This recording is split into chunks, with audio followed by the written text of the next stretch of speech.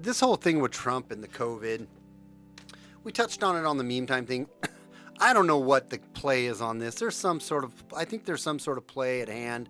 I don't know exactly what it is, but to me, it's just, I don't know. There's a lot of ways you could look at it that are weird. Like, why did Trump even let this information out? I mean, to me, that's just weird. Why would you even let all this information out, that you have it and that you're going to the Walter Reed, and that if he wants to play this down like this isn't that big of a deal, because we all know this is not that big of a deal. He essentially has a cold right now. He has the sniffles and, whatnot. This COVID stuff is a scam. It is not anything crazy, lethal and scary.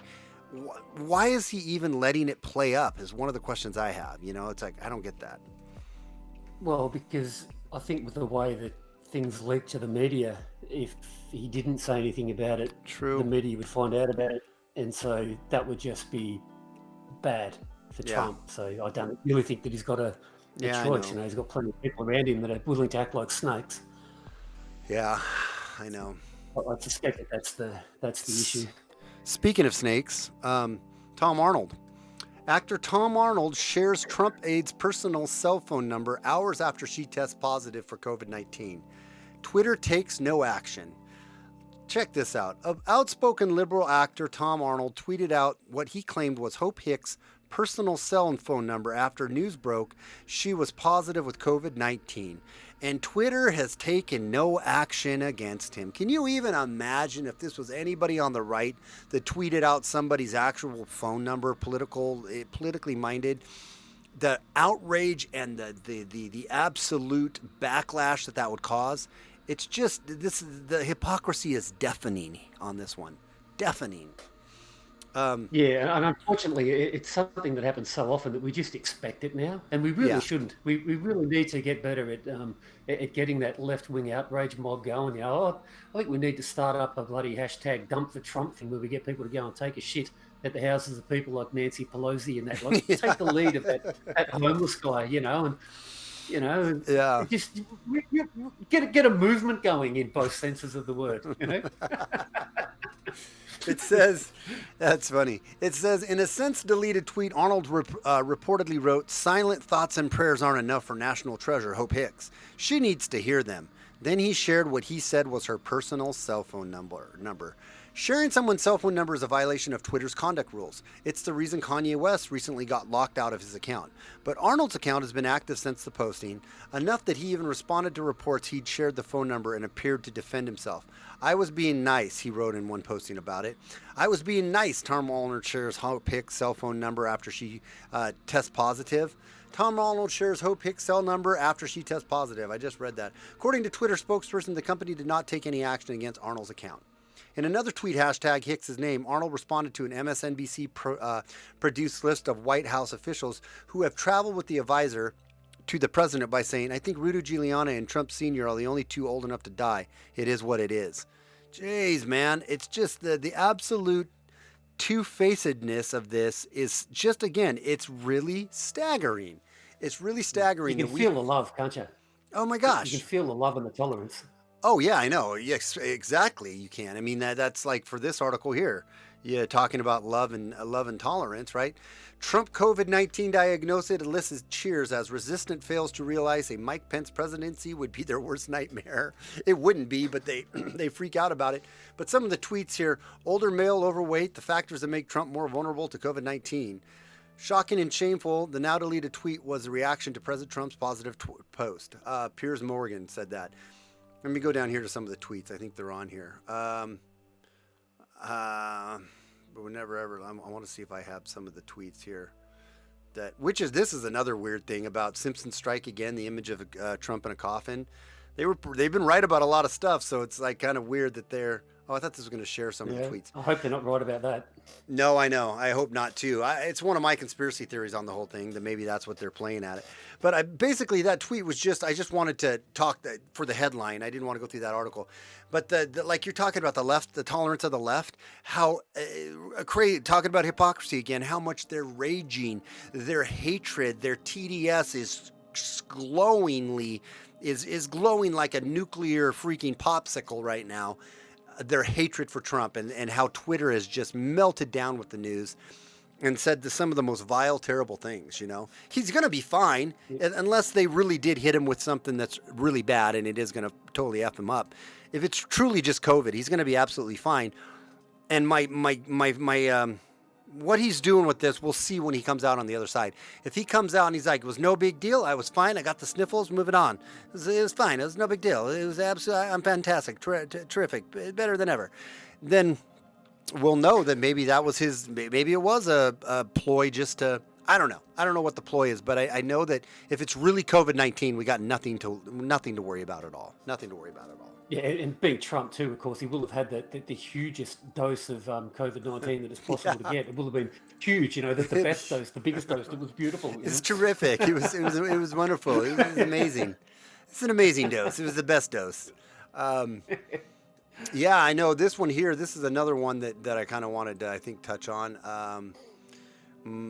Oh yeah, here's another little article showing how they're ramping up for lockdown again. I mean, you're already seeing it on your end with the authoritarian stuff there, but I mean, there's all kinds of these articles. COVID-19's been in the news big time again, but like mass coronavirus outbreak, 770 students test positive for COVID-19 in just one university in Newcastle, England. You're going to start seeing more and more and more of these type of articles about people testing positive, COVID cases doubling across English cities and towns, despite local lockdowns during the second wave of infections.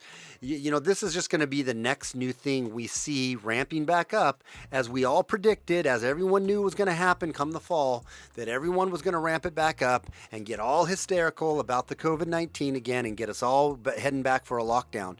And that's one of the things I'm like, oh, wow,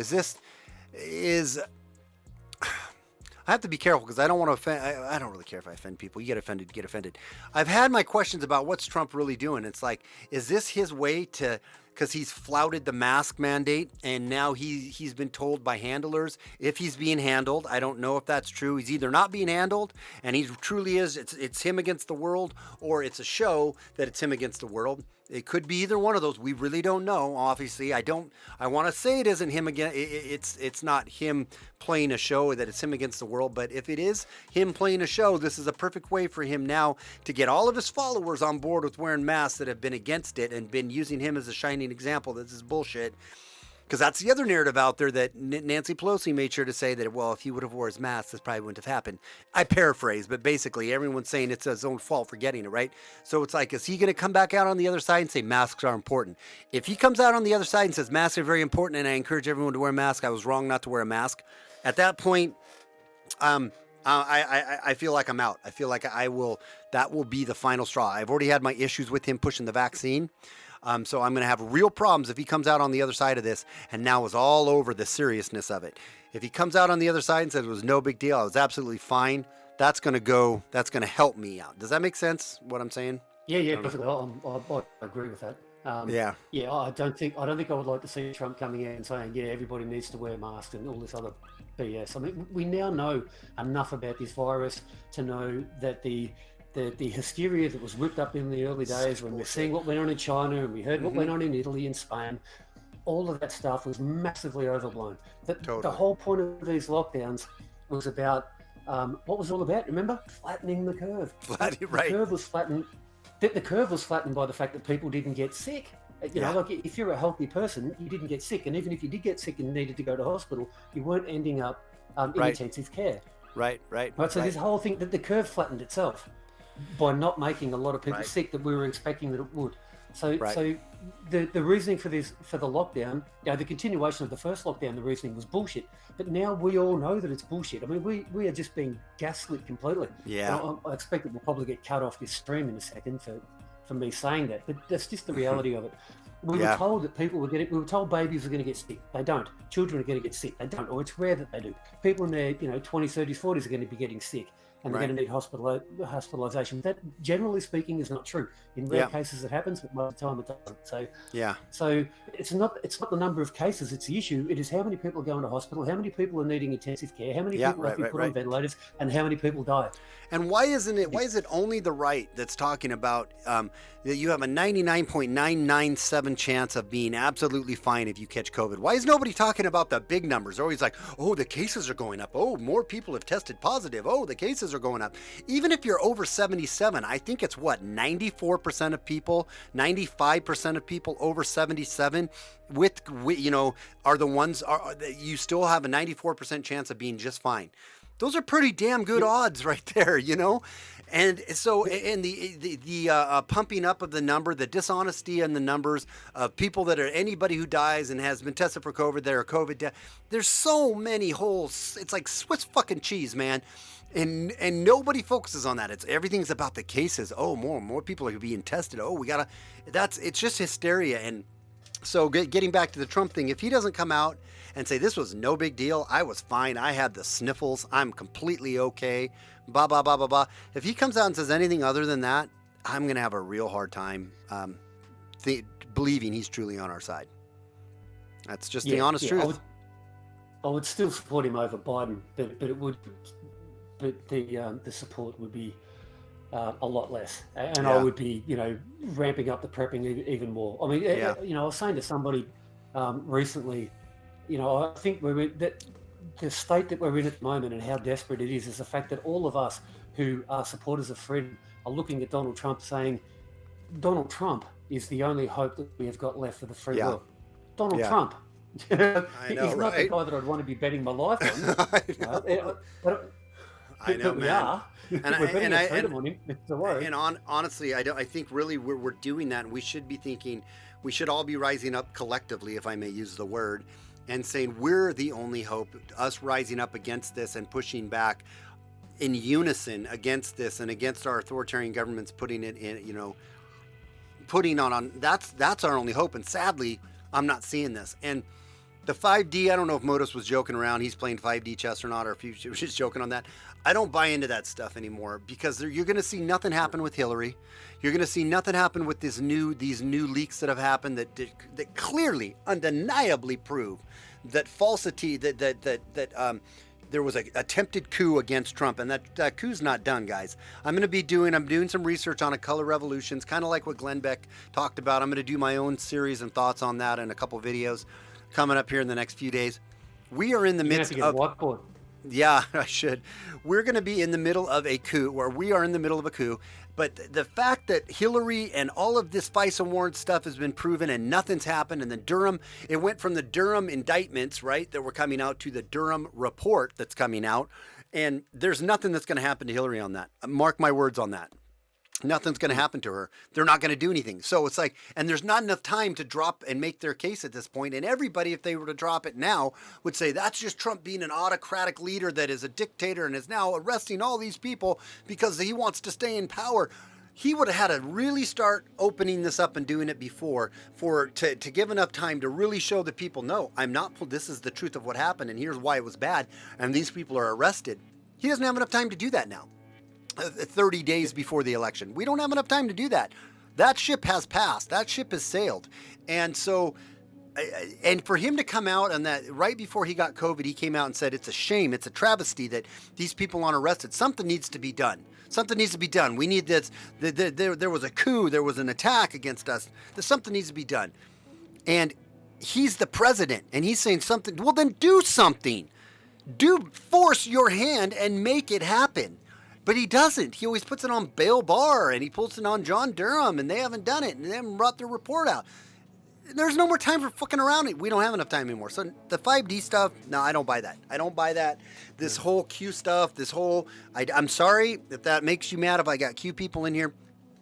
You got to wake up, man. It's up to us. It's not up to Trump. We can't just wait for the man to do it. If we want something to change, we've got to do it.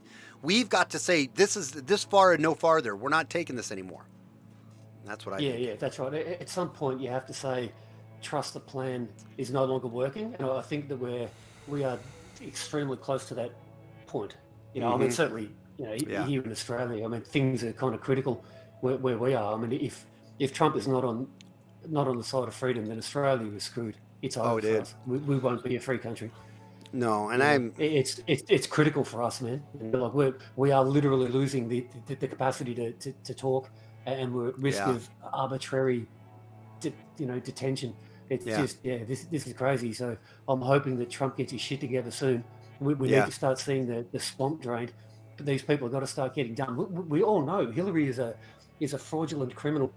She bought information from a Russian asset. She knew that she bought information from a Russian asset who was considered a security risk by American intelligence agencies. We know Comey and Clapper and Brennan and all of these assholes were lying repeatedly and continually. They were going into the media and lying. They were leaking information that was lies. They did all of that stuff. The media are on board with it. These pieces of crap need to get taken down, and you're right, time's running out. There's no guarantee that Trump wins this election. I mean, the Democrats we already see the evidence is out there that they're cheating to a degree that was predictable, a huge degree. Oh, beyond that even. So there's no guarantee that Trump wins. No, you're right. So, you're right. And if he doesn't win, obviously all of this stuff with, Hillary and all of that just...